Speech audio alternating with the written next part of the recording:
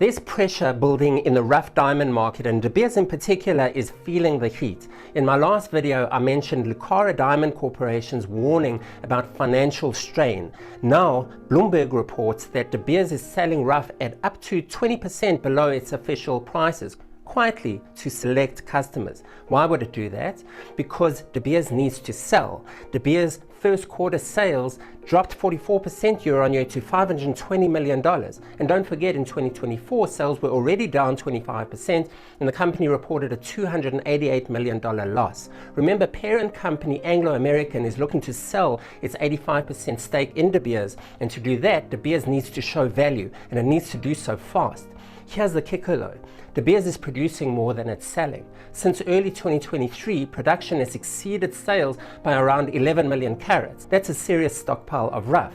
So it makes sense they're offering quiet discounts, but why do so selectively? That's causing tension among buyers, according to Bloomberg. Why not just lower prices across the board at the sites? Historically, De Beers prefers to withhold goods rather than slash prices. De Beers price cuts have a ripple effect throughout the entire market, putting pressure on other sources of rough and, more importantly, on polished prices. And beyond those altruistic reasons that will give De Beers, why sell low when you can ultimately sell at higher prices later when the market recovers? And therein exposes the depth of the crisis in which the industry finds itself, which is putting particular pressure on the mining companies at this moment.